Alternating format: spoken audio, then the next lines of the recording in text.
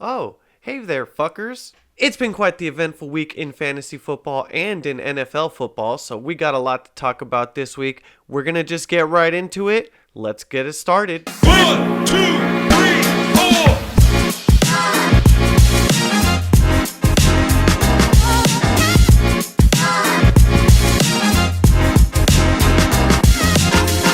4. Okay, to kick things off, I got to get some housekeeping out of the way.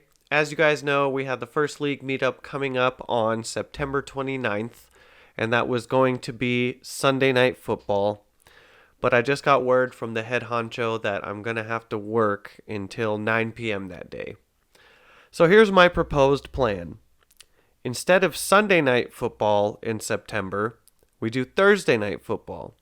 It's the Cowboys at the Giants. We're probably going to get clapped, but there might be some interesting fantasy football assets in that matchup. And then for November, instead of doing the Thursday night in that matchup, which already was coincidentally planned on Thanksgiving, so we weren't going to be doing that anyway, we can just do the Sunday Night Football then. And actually, it's going to be the first day of December, but Sunday Night Football, 49ers at Bills.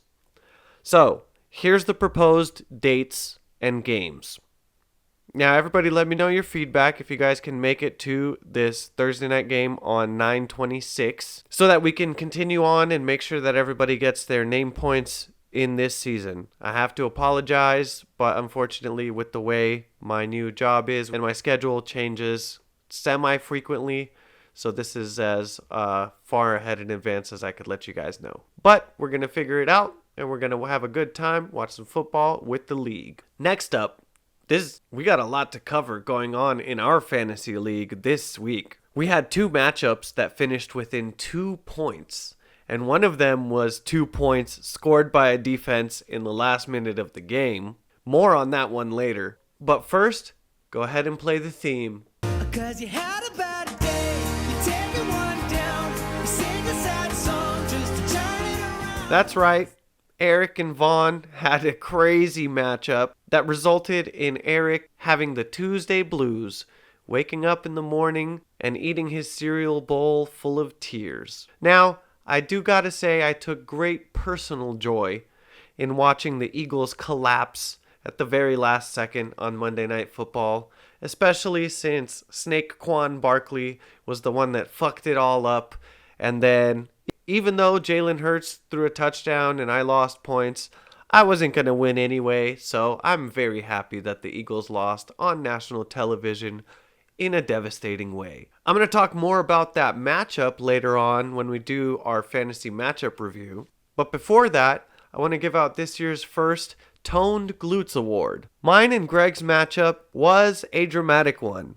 We were clenching our cheeks the whole time. Our matchup had 3 lead changes. It was insane. And at the end, it slipped out of my grip, but it was still a great matchup, and I'll be covering that in depth later as well. But I wanted to bring up our fantasy trades for the week, which we basically only have one, and it's where Raul fleeced Greg for Marvin Harrison. Now, some of you might think that that's a little bit strong of a take. Now, Rashee Rice may be good or blah, blah, blah, but I'm just thinking about the draft capital when we were going just a few weeks back, how much we were paying for Marvin Harrison, the comparison of what Rashee Rice was worth. Anyway, I think it was a good move on Raul's part. It was probably a fairly even trade, but it was smart of Raul to take advantage of Marvin Harrison's shitty week and Greg's Chiefs fandom. Now, I also wanted to go over a new segment for us, and this is called the Benchwarmers. And what really inspired me to kick it off is that even though this would have clapped me by a wide margin, I noticed that Greg left 45 points on the bench with Alvin Kamara. 45 points. That's got to be up there in the top 10 performances of one single player of all time. But he also had the second highest scoring bench warmer of the week in Calvin Ridley. So I was able to barely not get clapped in my matchup, but that was only because the bulk of Greg's scoring players were on his bench this week. Now, going on next in the list is Raul, who had J.K. Dobbins sitting on his bench with 21 points, who Vaughn drafted and dropped, by the way. I also left Rashid Shaheed sitting on my bench with 18 points. And Edwin had Zay Flowers with 18 points on his bench as well, even though that wouldn't have changed the outcome of his clapping.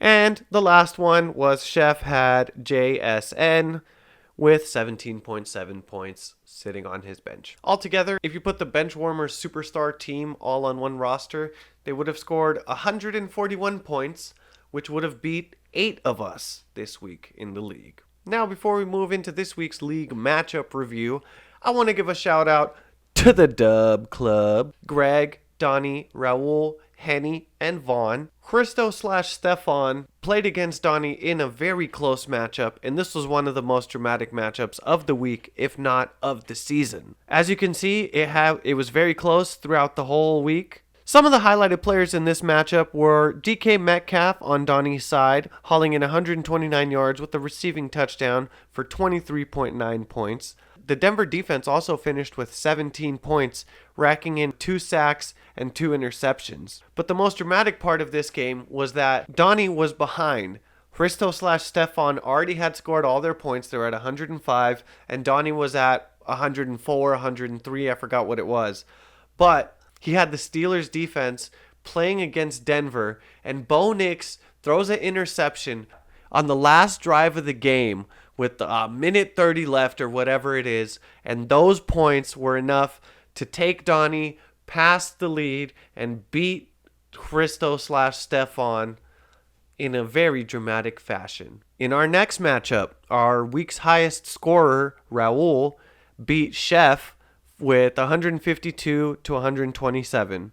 Now, it looks like Raul had maintained the lead throughout the whole time in the game, and that was thanks to Baker Mayfield with a touchdown, Jared Cook with 3 touchdowns, 2 rushing and 1 receiving. Jordan Mason had a rushing touchdown, Jordan Jefferson with a receiving touchdown, Marvin Harrison 2 receiving touchdowns, and the Chiefs defense with a touchdown return. Now on the other side, Nico Collins had 135 yards with a receiving touchdown.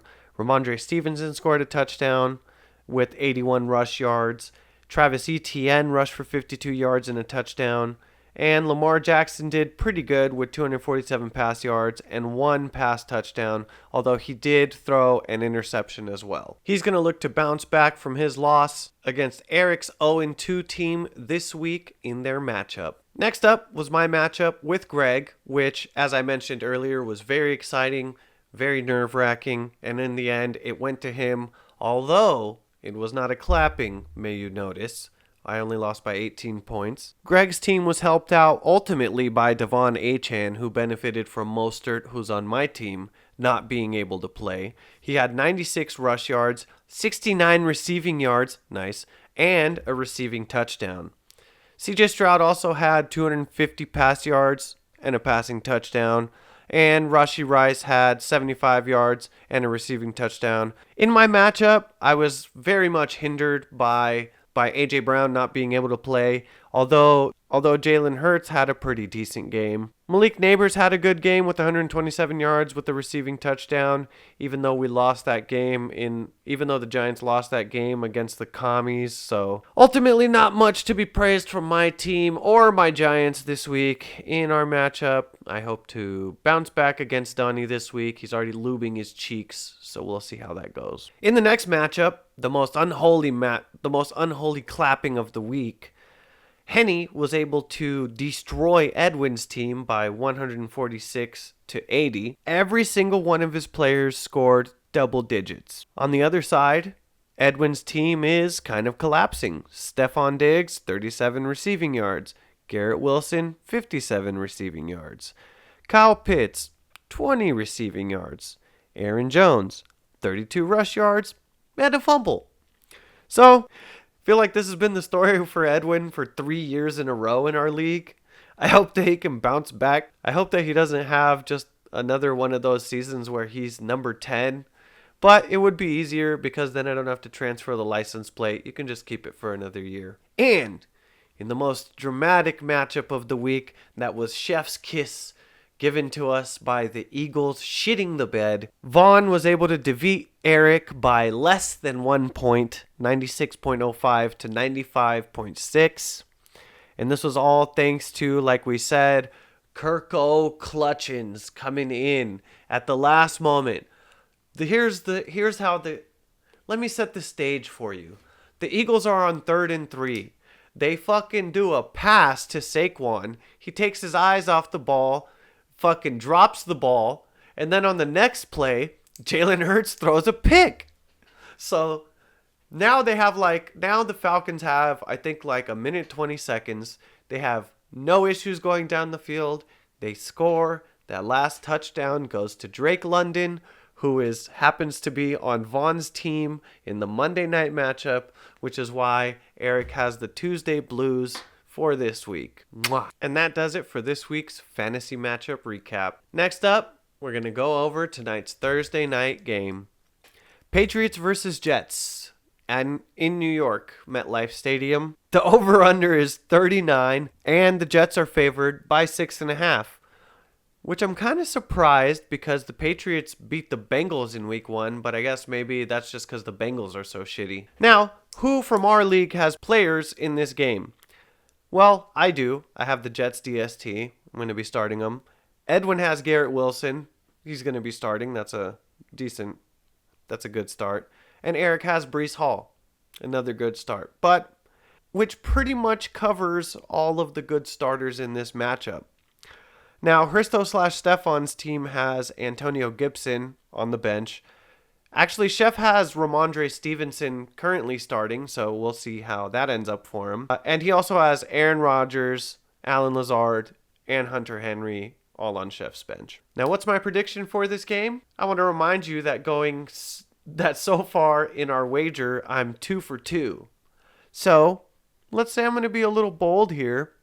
And I'm going to take the Patriots to cover the spread. I think that they got it. I think that Aaron Rodgers is washed up and he's going to be trash. And the New York Jets suck and the Giants are the better team in New York. And just like that, unfortunately, it looks like our time together for the week is over again. I hope you guys enjoyed this week's episode of the Fantasy Freestyle Podcast. Unfortunately, I was on another short schedule this week because I had to switch my days off so I could be off Sunday to go racing. By the way, your boy got second in class. I beat my homie in the 21 Mustang who was always beating me. Anyway, next week I'll be back up to all my regular antics on the show. And you guys know where to find me. I'll be right here on the Fantasy Freestyle Podcast. Wanna hear you go?